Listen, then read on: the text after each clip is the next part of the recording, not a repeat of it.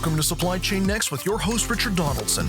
Join us as we explore the ongoing evolution of supply chain, from the challenges professionals face every day to the ongoing digital transformation of the entire value network. Hi, Wade. Welcome to the next episode of Supply Chain Next. And I am thrilled here today to have Jason Azevedo. Am I saying that? That's perfect. Hey, oh, wow. I was rolling dice on that one. I'm like, all right, we got it. Well, and you're in San Antonio today. I definitely want to jam into this because there's just so much that you bring to the table in the world of supply chain, kind of the next evolution of manufacturing. And there's so many things that you are like right in the bullseye of right now coming out of the pandemic. And as things are shifting geopolitically right now in front of us, you're watching Pelosi's trip into Taiwan. What does that mean for China? How does that tension kind of, reshape the tables of manufacturing? And there's a whole new world order coming out here and you're in the thick of it. So I want to dive in. But first and foremost, I want to start with the beginning of, who is Jason? Your origin story, if I can call it that, in the world of Marvel is pretty fascinating. So I'd love to just sit back for a minute and let you go. Awesome. Thanks for, first off, thanks for having me, Richard. My origin story is it's weird to say the least. I, along with my brother, we started our first manufacturing company. I was 15 years old. I kind of have to set the stage though. And I'll tell you a story that explains, frankly, what set this in motion. We started our first manufacturing company in February of 2007. Right, everyone knows what happens in February 2008, within 1 year, markets just crashed. Right. But more importantly, we grew up in a factory house. My father worked for the same company 28, 29 years, and he had basically one rule: don't go into manufacturing, which we listened to horribly. But what was important for us growing up there is we saw how bad a manufacturing company could be ran.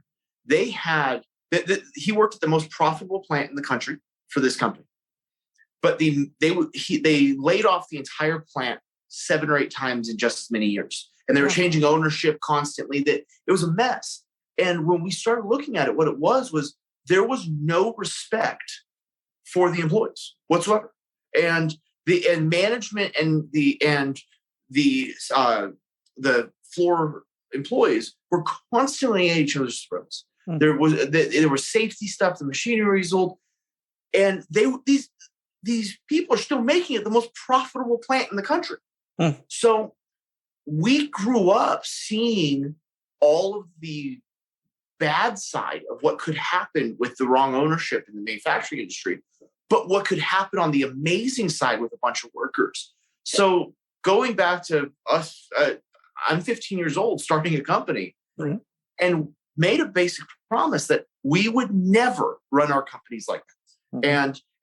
And from it produces a better company to not run it like that, but also just it's about making people's lives better. And if you do that, they will make the company better. So we started in t-shirts and apparel manufacturing. We're very fortunate by that 2007, 2008 crash, because we've got everybody's telling me you're going to fail. Don't start a company now. You're only 15, everything under the sun. And one person told me something that I will never forget. You're going to lose everything you have. I'm 15 years old. I had $600. But what it did is it made it click. Everything everyone was telling me was their fears, the things that have limited them all this time, the reasons why they haven't done it. Where then I started taking a step back, and all the friends I had that had done something really cool, had built companies, none of them were telling me that this is going to fail. They're all going, go look for opportunity. Every market's good. So we started going. We were able to buy machinery at pennies on the dollar, and we're giant competitors are going bankrupt because their cash flow tightens up. But that doesn't mean that they don't have clients anymore. They still have these amazing clients that nobody else could usually get into, but this company shut their doors. So these people have to go somewhere. So in a matter of 7 months, we picked up Disney, Nike, Adidas, Tesla. Like it was, you name it, we picked up the cream of the crop.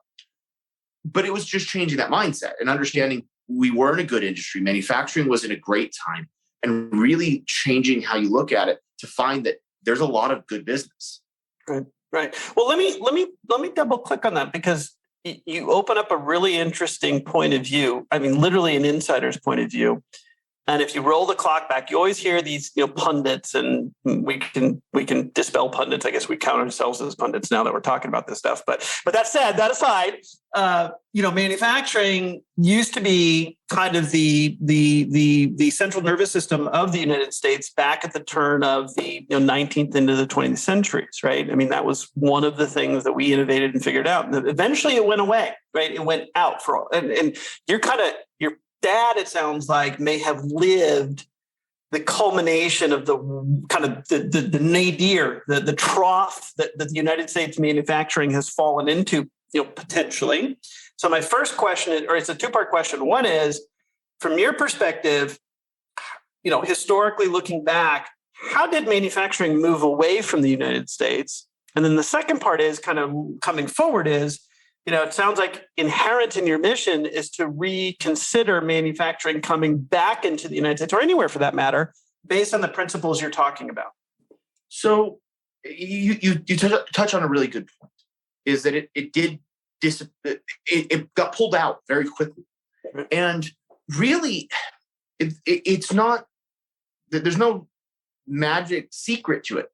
Low wage countries came in and said, we're going to do it at wages that are arguably not even livable wages in other locations, but definitely couldn't be done in the US for that.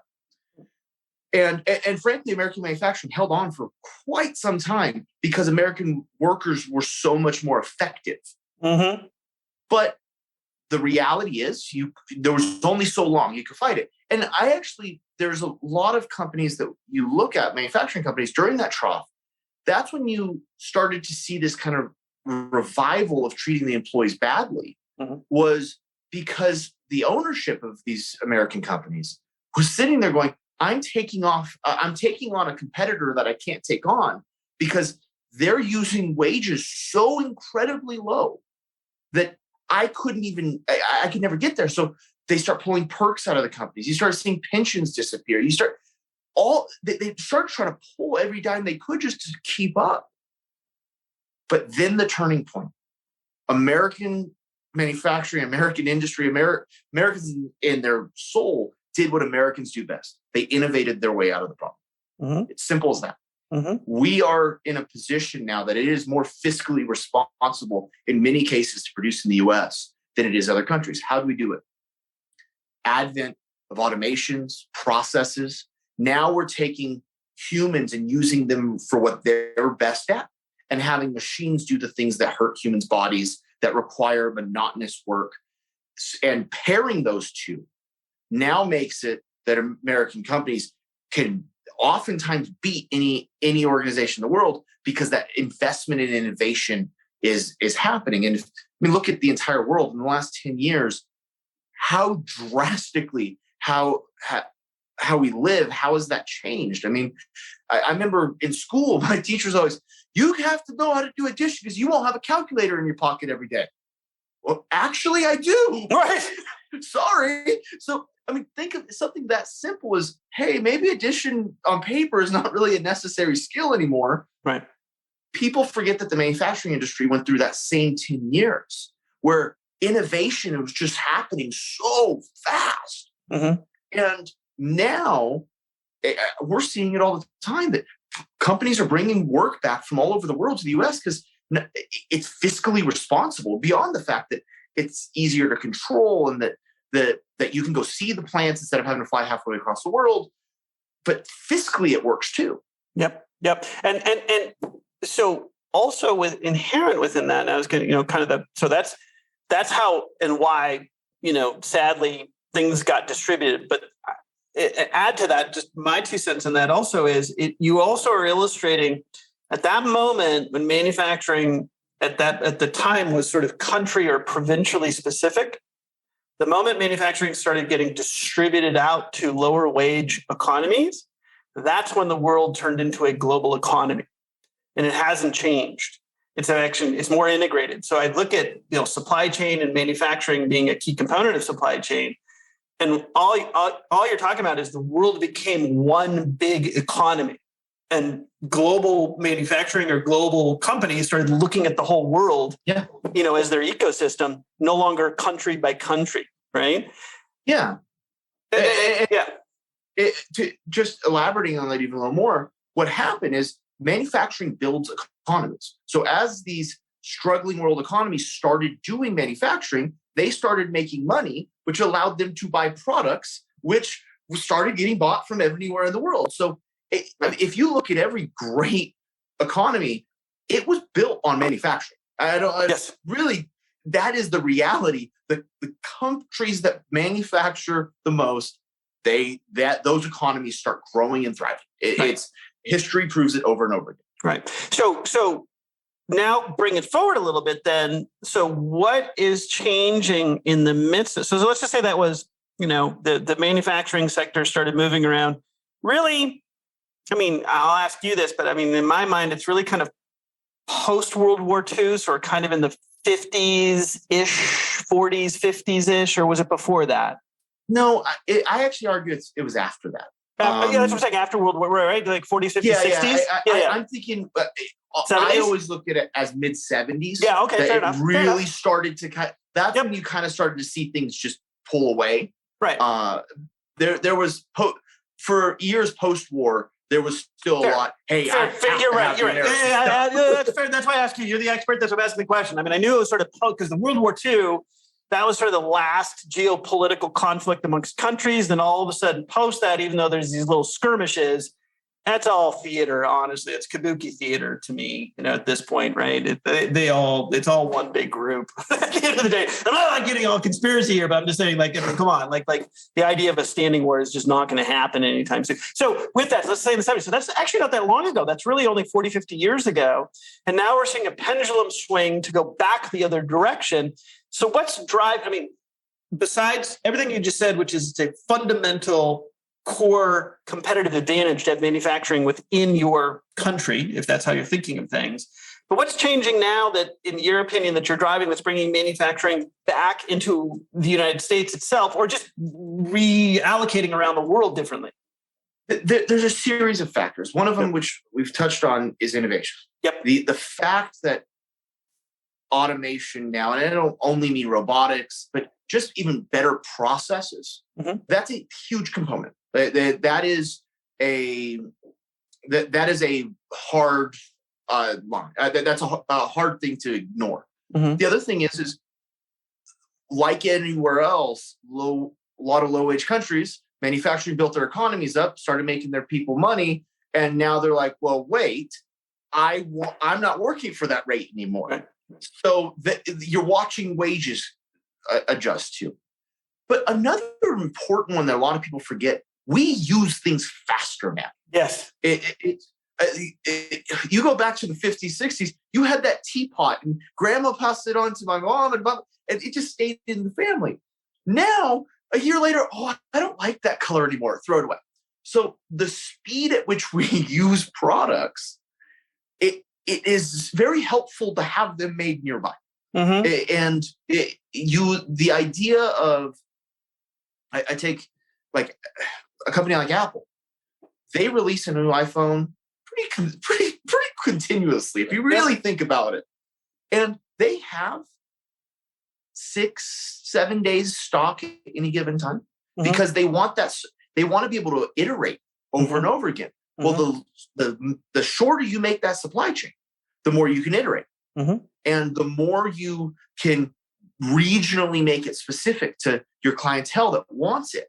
So a lot of companies have figured out, hey, if I have better controls over this and it's more regional to where my clients are or to my consumers are, I can get it to them faster. I'm carrying the note for less time. It's a better cash flow. So that plays into it. And then you add in the fact transportation is getting expensive and it is not going to go down anytime soon. containers are up, planes are up, fuel's up.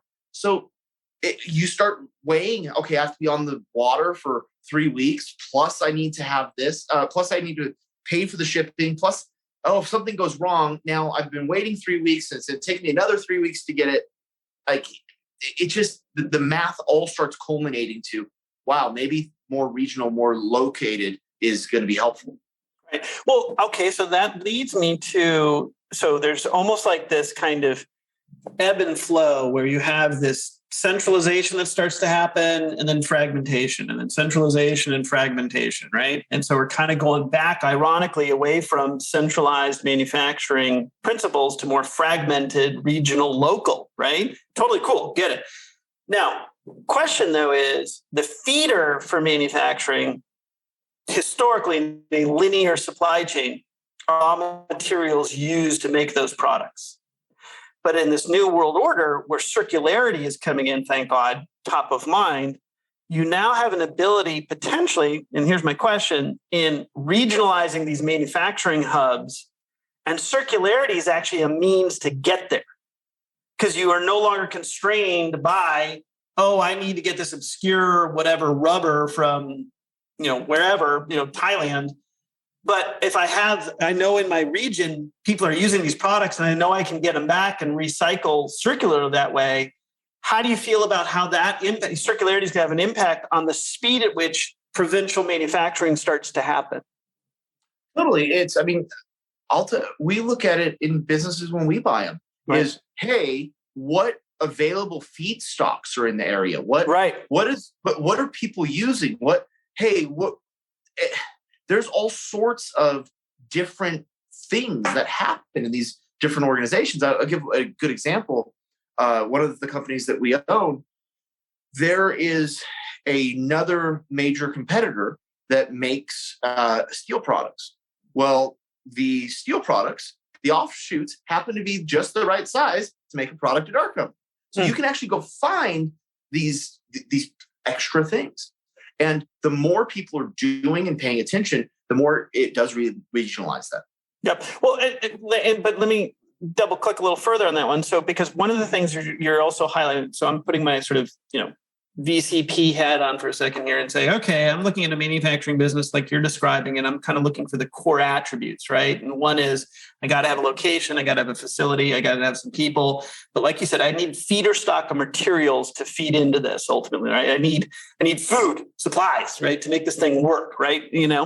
And if it's not there, then I got to get it in there somehow. Okay. And circular now all of a sudden gives a different opening innovation in how I approach a classic problem, which is what you just described. Manufacturers historically, as they fragmented, said, 70, 80, 90 years ago, I'm going to go put my facility closer to where the feeder stock is. Now in a world that's hyperly connected and we're going the other direction and pulling things into these now more provincial, regional manufacturing facilities, and I'm going to be and I'm trying to avoid using virgin materials, right? It just, to me, it feels like there's some innovation in how I approach my manufacturing design at the forefront, right? And selection process. Do you see that? Totally. Yeah. Okay. Yeah. You want to design products that can be manufactured where your plants are. You brought up a point that I've had long discussions with colleagues over the years. And it's these companies that go, I'm going to put my manufacturing plant near my feedstock. And I'm like, that is the dumbest thing I've ever heard. And they're like, that's the way it's done. I'm like, think this through. Right. When anything we build is in its raw material form, it takes up so much less space to transport than when it's in its finished good form. Mm-hmm. I want my plant next to my customers, not next to my suppliers. Yes. And I've never understood it because I understand on paper, it makes sense. You take it from one building to the other, but it needs to be near the person who's going to use it. Mm-hmm. And guess what? In situations like that, if you build a manufacturing plant and you got a supplier, they're going to do the same thing you did. They're going to go to who's using their raw material, which is going to be your factory. Mm-hmm. So you start by fragmenting. You also get a lot of investment into these smaller communities. And it goes much further than a single plant.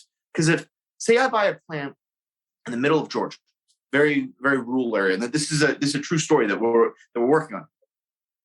The base concept for people is, move it to a more populous area so you can get more people and stuff. No, because if I keep it there, guess what? The steel supplier, as I buy more and more steel, they're going to open a distribution center to service me because they don't want to deal with shipping it all that way. So all this investment starts coming into the community because these companies are staying there.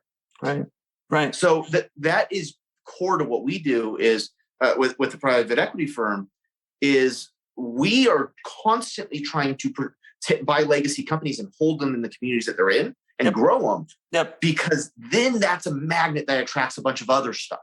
God, wow. Okay. I just had a huge blow up aha moment there, but you literally just painted out a roll up strategy for private equity, whatever you want to call it, 3.0, 2.0, going and actually acquiring a bunch of rundown old manufacturing facilities in light of what's going to go on in the next 10, 20 years, right? In preparation for this more provincial manufacturing. I mean, that's got to be going on now, right? I mean, that is my entire business. I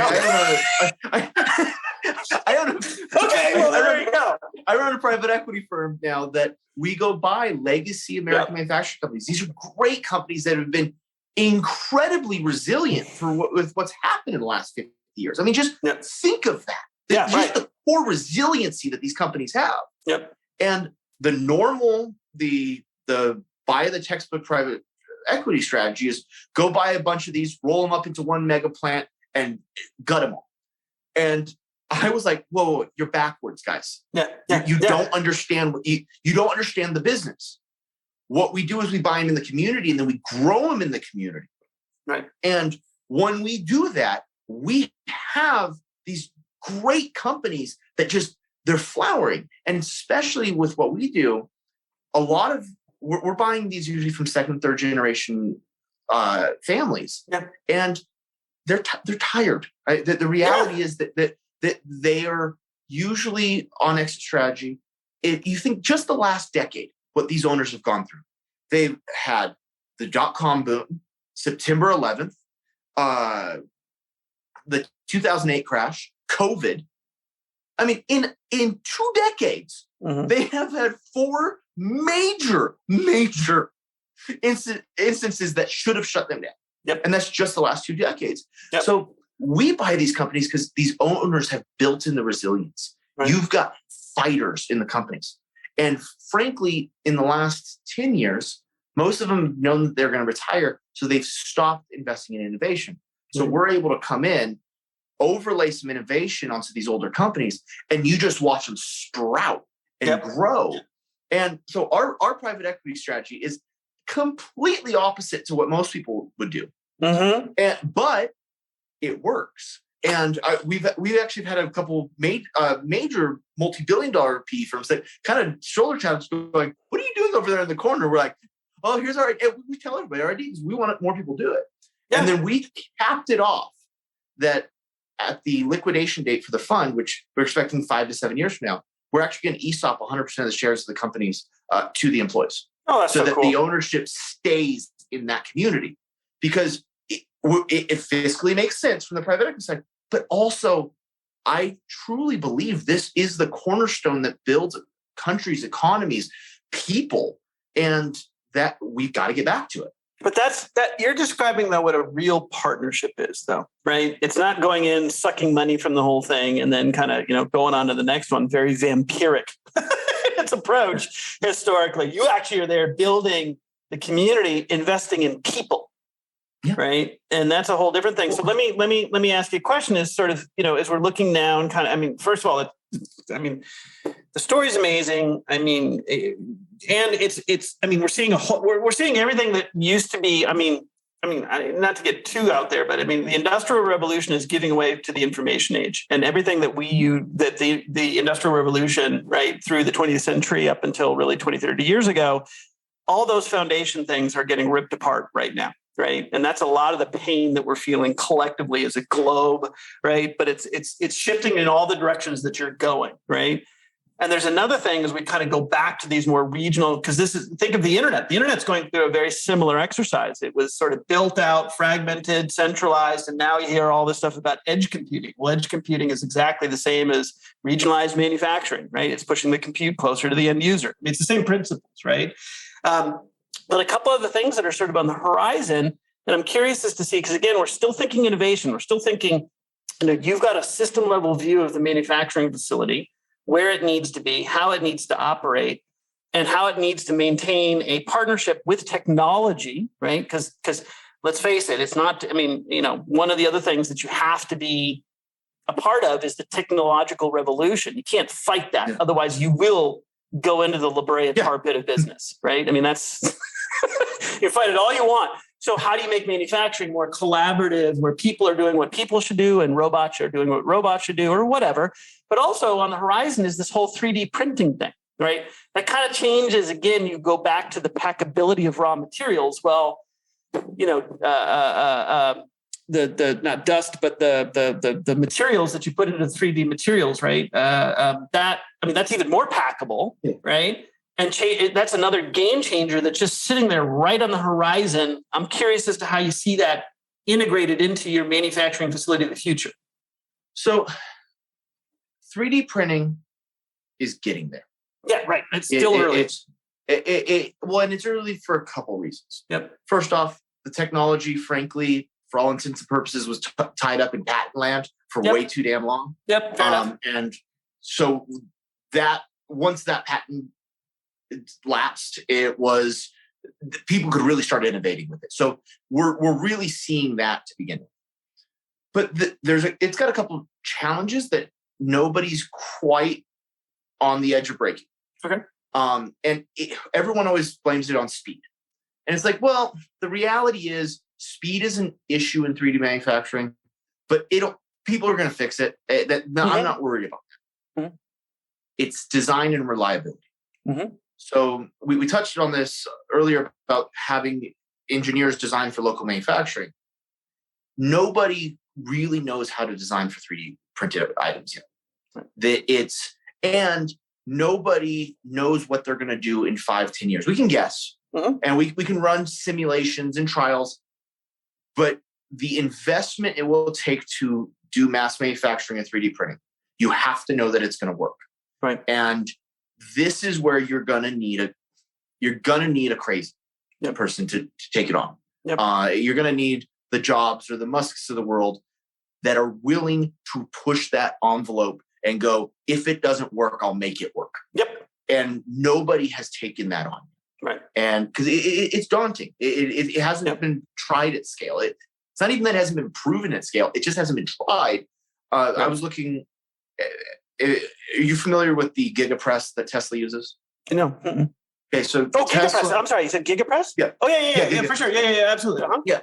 So So that came to be because he was holding a Hot Wheels car and realized I want to die cast this entire thing.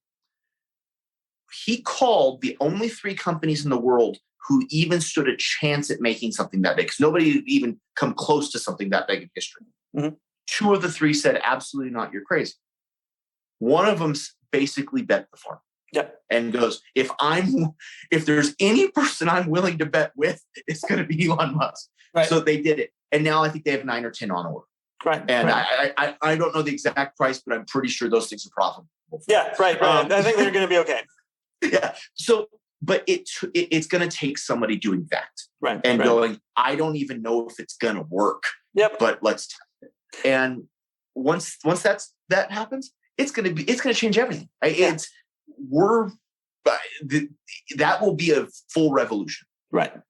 Well, okay. And that's 100%. Right. And like anything else, it's like space travel. You know what I mean? Fast forward 100 years, people are on the moon, people are on Mars. We're probably, God only knows, interacting with some aliens, who the hell knows, whatever. But it's not that far. Right. And so even now looking 10, 20 year increments, that's not that far in the context of the thinking you have to get into. Right. These are decade long kind of plans. So good 15, 20 years out, 3D manufacturing, different kind of tectonic shift. But also then, and I want to come back to circularity, because I think that's a key component to the whole manufacturing exercise. I see it in the supply chain world. But now, what we're really talking about is how do you start kicking circular materials back into the manufacturing supply chain? And then how are you designing facilities to accommodate that?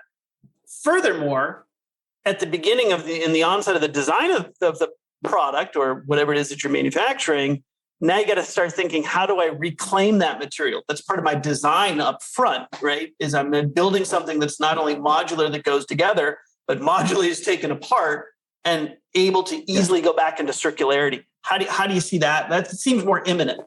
So I'll give you an example of a project that I was working on with some friends, kind of as more of a passion project, one of my very good friends is actually going to take it and push it forward. I'm not talking some round words because there are some certain parts of it that are interesting, but they found plastic to be a problem. Mm-hmm. And he has made his life dream to fix ocean plastic. Well, the problem with algae by chance? No, not algae. I just did a podcast with a dude who's doing algae-based plastics as an alternative. That's why I was like, holy shit, you're talking about Ryan Hunt. So he took it on more in what I think is going to happen in circularity. Okay. He saw this giant feedstock and he goes, why can't we deal with it? Well, because plastic has all of these different makeups and they can't be reused as plastic and stuff. So he goes, great, what can it be reused as? Mm-hmm. Well, no, you don't know what you're going to get out of it. He goes, what does every plastic have? Just get me to that point. So they have figured out that there was carbon, there were hydrocarbons, there was a couple other very, very valuable chemicals.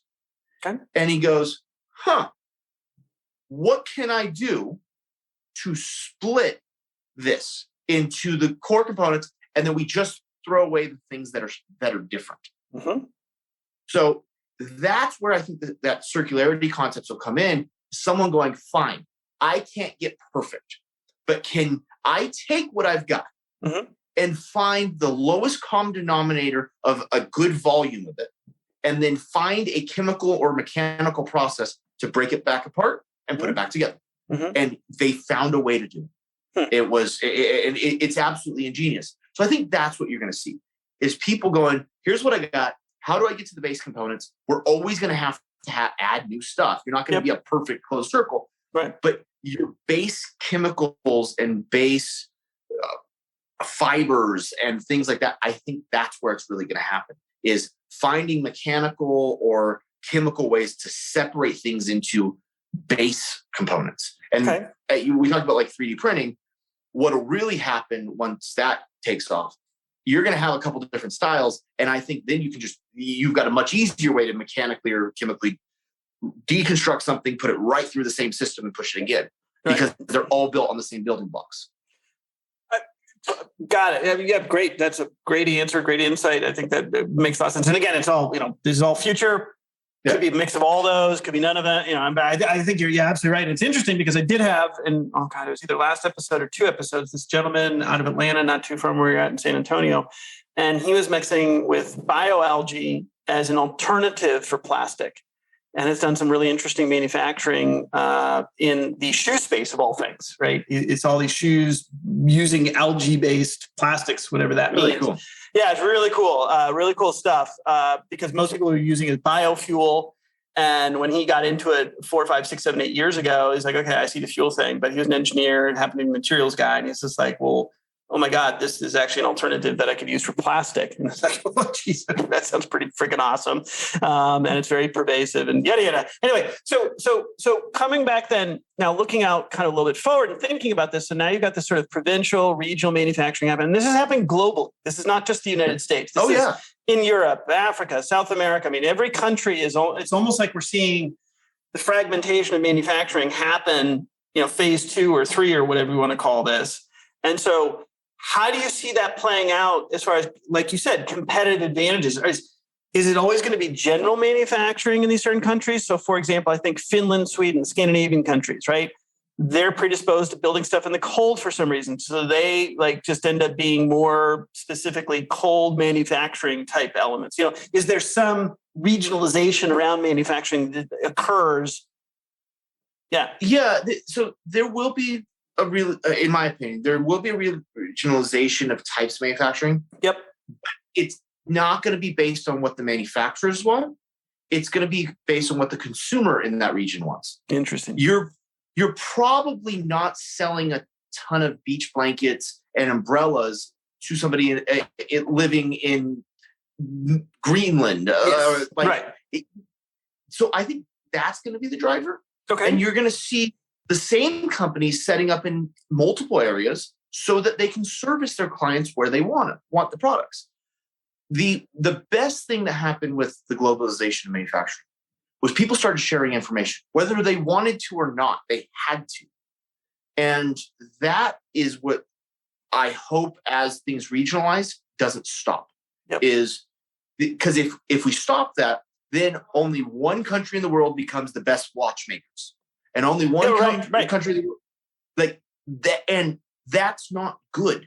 Because guess what? If the watch market drops, that country's screwed. Yep.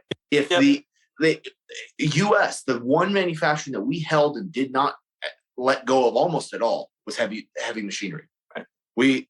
But Caterpillar and John Deere pretty much said, we're gonna do as much American made as we can. Yep. So, but when those markets hurt, guess what? The whole sector hurts. So I think you're going to see a very wide array of products, but it's going to match what the consumers in the area want, not what they are good at making. And and you make me think of a different kind of way to look at this too, is how does the function or manufacturing, let me rephrase the question. Is manufacturing always going to have the duality of either being a manufacturing facility for an owned, company, or is contract manufacturing like contract, manufacturing as a service? Like I'm even thinking this as a pure platform, right? Like, thinking on a globally distributed, because the facilities, how you build them, what you need to build, what goes in there, like that's a skill unto itself. And, someone who's been in this and living and breathing it since he was 15, for God's sakes, right? Like, I'm assuming there's some IP in there and how you even look at how to build a facility that your typical, company, like even Nike might be like, I don't even know how to do that, so I'm going to outsource it to you. So the function of manufacturing as a service, as a platform. So this is where partnership becomes incredibly important. Right. Manufacturing as a service, which I believe is the way it will go and stay. Most of my manufacturing companies manufacture for OEMs. That is the reality. Yep. As long as it's treated as a partnership. Yep. The second the OEMs decide, oh, no, we're the smart ones that beat up on price on the manufacturing side, you're starting to see more and more manufacturers go direct to market. Yep. So that is a balance. It is truly a partnership. If you look at the partnership between Apple and Foxconn, it is special. They truly are almost synonymous with each other. Yeah. So, but that was built over years, and they've stuck together. They're not out cross-bidding each other on stuff. Like, of course, there's price negotiations and all that, but look how long those two have been together. Right. And then, oh my God, they happen to be the most valuable company in the world because they've built a partnership. Right. So that is what is important there. As long as OEMs remember that, they're going to be people are insane to build their own manufacturing plants because it's its own skill set. Just like manufacturers are insane to go direct to consumer unless they go hire a giant design team, a marketing team, a channel marketing team. Like, pick it what you're good at. Right. But you an interesting point though. When you get manufacturing direct, I mean, does the role of the internet, not to be that basic, kind of create that sort of that check balance, if you will, right? That checksum against each other, because now you do have that threat with the manufacturer. I mean, historically, the OEM can just be like, I'm going to go to someone else or whatever, pull my contract. Like they have the sort of Damocles hanging over the manufacturers' heads, right? But now the manufacturers have their own kind of hidden, secret weapon, which is like, well, screw it. I'm just going to sell direct to the customer because I can literally open up a commerce page, in 3 seconds and just start selling directly. I don't need your sales. I mean, I hear what you're saying, but I'm just saying, like, is that also kind of created a good tension? Big time. I know of every company we look at, every manufacturing company, within the last 5 to 10 years, every single one, minus one or two maybe, has added a direct-to-consumer product. and most of them have been successful in doing so. Right. So yes, it is. Now, is that direct-consumer product more than 10% of their yearly business? Usually not. But it exists, and they're playing with it because 10 years ago they were getting beaten up. They're I'm going to pull this contract, pull that contract. They're like, okay, well, I have all the people. I'm just going to build something. Yeah, right. So that definitely is happening. The internet is a massively valuable tool. The manufacturing industry, frankly, some of the industry is just learning that it exists. So you're seeing more and more people, and it's usually on the transition of ownership from one generation to the next. The next one's like, okay, we're going to go on the internet. Yeah, like, hey, there's this cell phone thing. But more interesting than that, even, you used to only have access to the OEMs that you had access to. So even in your typical situation where you're manufacturing for someone else, you only knew who was in your local area. Well, now the internet has allowed these manufacturers to show everybody what they do. Right. And that has been a game changer because it took away a lot of the, frankly, pressure that the OEMs were able to put on manufacturing and drive and cost cut. And I mean, we had a client one time literally argue over, they wanted 1 extra inch of tape on all their boxes. And it was going to actually affect a margin on something. Like, you're just sitting there going, guys, we're pretty much at the end of cost cutting. Yeah, right. No pun intended, right? I mean, right? Yeah. So, but that was that. But that changed because suddenly it's like, oh wait, you're not the only ones that have a huge marketing team. We have people that can see us all over the nation or all over the world now. Right. So really, and all of my clients are across all of our companies. They're our partners. And I really hate these buzzwords where it's like, oh, we're in a partnership. No, we demand a partner or you are a customer. Yep. And we have some people that are customers and they are told they're customers. You place an order, you get what you want, get out. Like, yep. Sorry. Right. Or we have a true partnership that goes both ways. Right. Here's maybe one that's, as you're describing this, I started thinking about it and I'm like, okay, I look at someone like Amazon, right? And, even today, I would contend that, it's become, I actually frame up Amazon as a supply chain company now, right? It sort of was books and then e-commerce and then logistics. And I actually look at it as a full supply chain platform, just in the consumer world, right? That's my own 2 cents. Now, my question is, Amazon has done a pretty, whether you like them or dislike them, they've done an amazing job of kind of migrating across the whole supply chain, right? From owning the relationship with the customer to the logistics to now even getting into where I'm headed, sort of private labeling their solutions, competing against, they're kind of breaking the Walmart sort of golden rule. They're competing with their kind of producers a little bit, right? Again, it's out there. It's not like this is a hidden thing. But I don't think they've actually dipped their toe into true manufacturing, right? And I hadn't thought of it till now, but why do you think that is? Is it just too complicated for them? It's the lowest common foundational element that they have just show no interest in controlling that I'm aware of. So there's a couple. First off, manufacturing is its own beast, and it's kind of known to be its own beast. Yeah. Also, there's a lot of very good manufacturers in the world, right? And and frankly, Amazon has dipped it. Okay, yeah, that's what I was asking. I didn't know. They own a significant share of this company called Review. Yeah, sure, of course.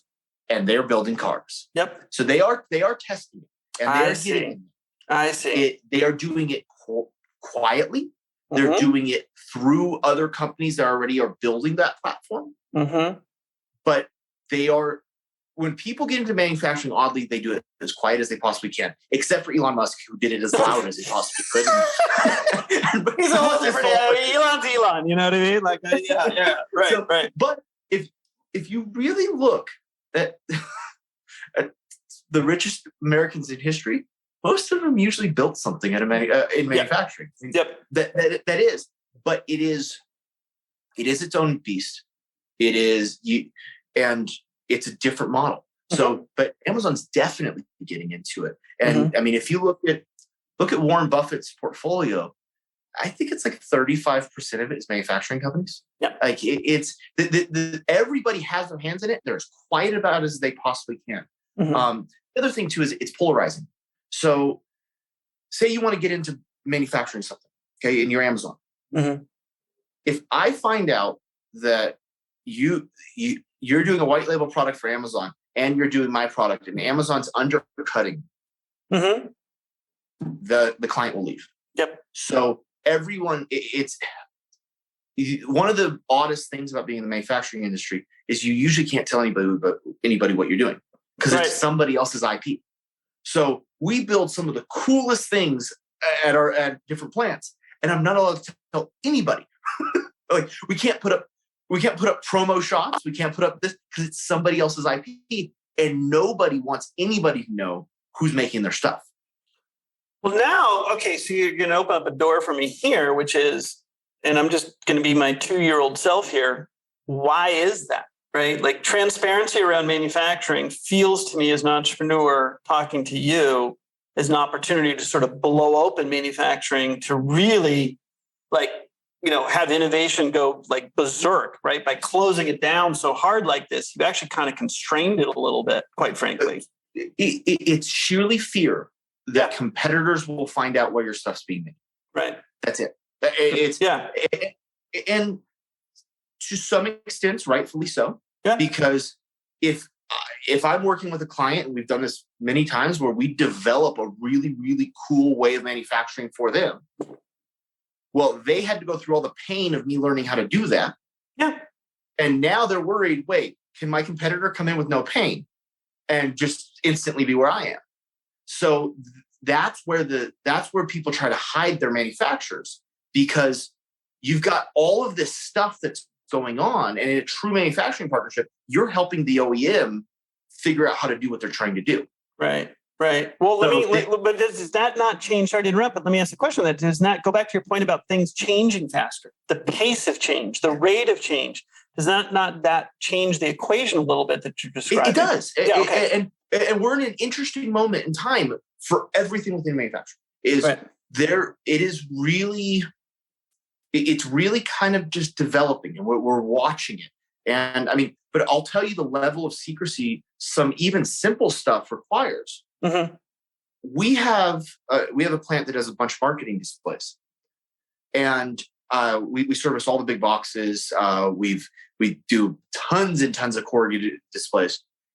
We invested to have all of our machinery run upside down, so you can't see the images on it when it's running. So that if somebody walks through my plant, they can't see what's running on my machinery. Wow. And like that is the level that this gets to. Because say I've got another client in the building looking at something, or I've got a janitor coming by and cleaning, and there's some marketing message that nobody knows about there yet. So we invested to have it all flip upside down.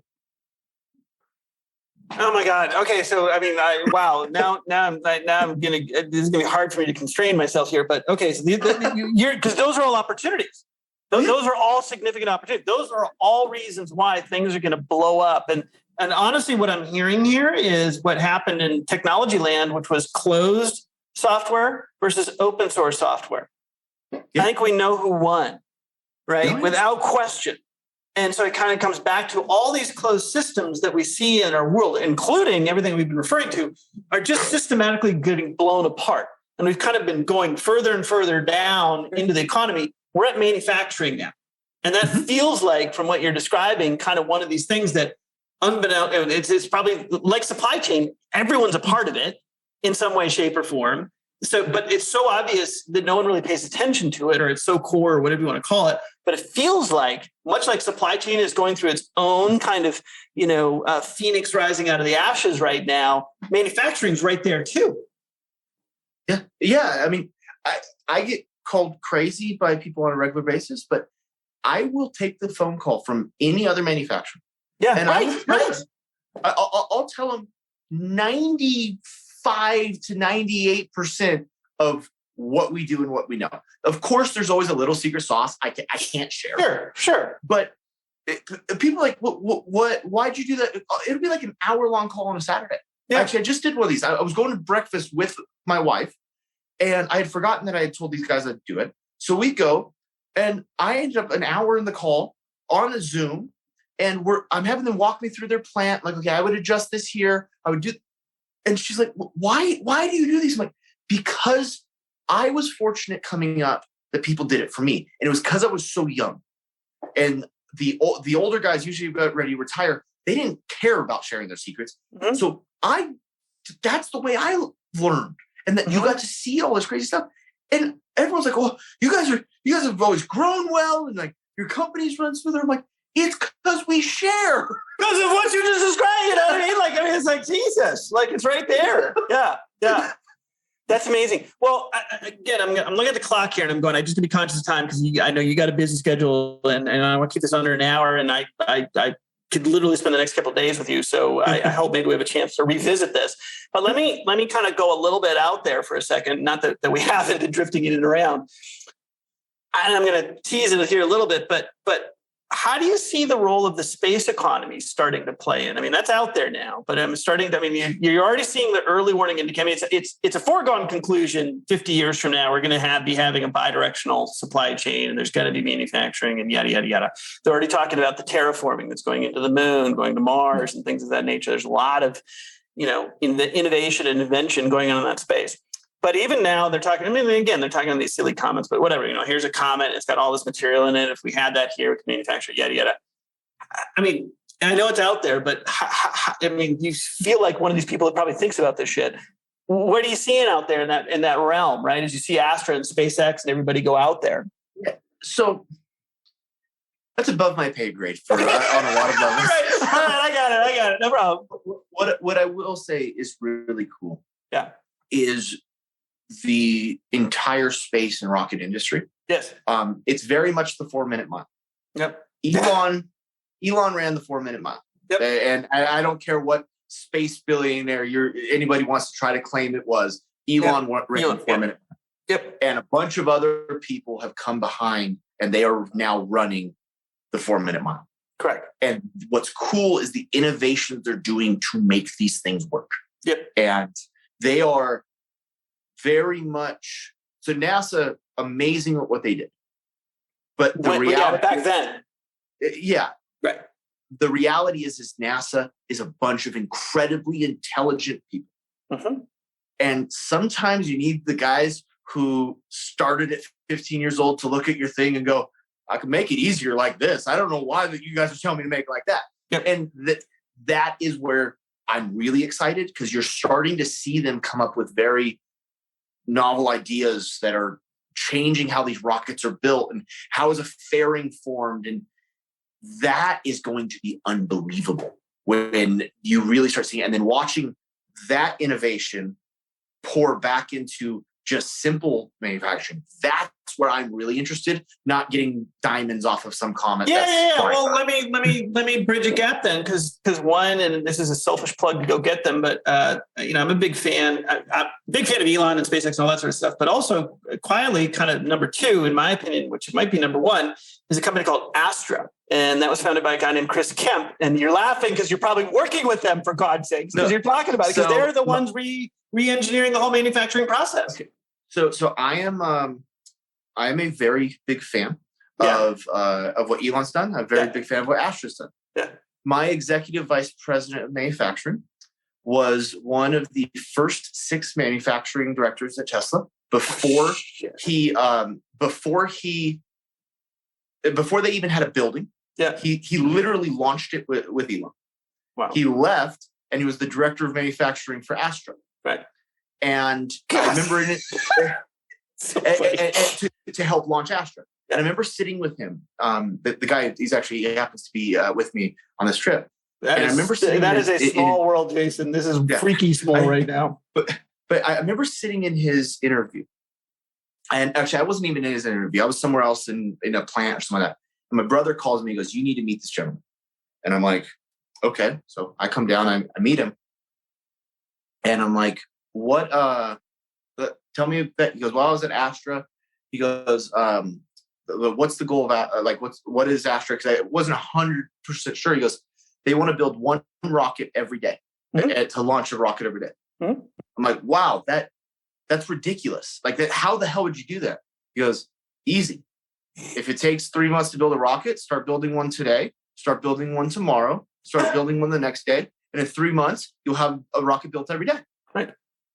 And I remember thinking, this is why it's important to bring process and manufacturing guys into the conversation. Because to him, he's like, it's not hard.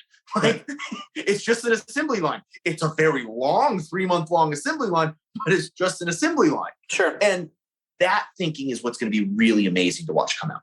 Right. And I think very much so. All right. Well, let me just sort of wind down. And any parting thoughts or things that are going on, or anything that you wanted to highlight. Just there's a mazillion things going on. You obviously are open to networking on LinkedIn. You've got a very public persona that's out there, clearly very approachable, conversational. Anything else that you want to just close in thoughts?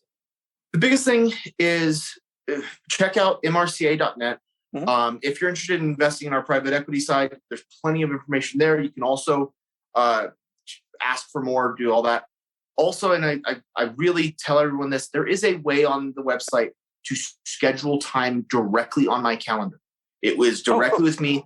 And it can be about anything. It can be about, I've got questions of manufacturing. It can be, hey, I legitimately have had people go, "Hey, I've got a young kid who wants to start a business. What should I do? What should I tell them?" If you're interested in investing, if you've got a company that you want to sell or that you're interested in, anything, take that time on my calendar. If I've got the gap open, it'll tell you. And I am more than happy to sit and talk. And I truly believe that if we continue conversations, we really get everyone stronger. 100% agreed. And you're speaking, that's like a plug for the show. That's the whole, that's the whole point of getting out here and these conversations. So this is, beyond my wildest expectations. Jason, such a pleasure. I hope we can do it again, but we'll obviously stay in touch because we're both out there on LinkedIn, but this has just been amazing. Thank you so much. Thank you. Have a great day. You too. Thanks for listening. If you have any comments about this episode or topics on supply chain you'd like us to cover, you can reach us at supplychainnext@requis.com. And while you're at it, check out the Requis platform at supplychain.requis.com. Requis allows you to manage the full asset lifecycle in the cloud while collaborating with your entire value network to buy, manage, and sell your assets. Find out more at requis.com.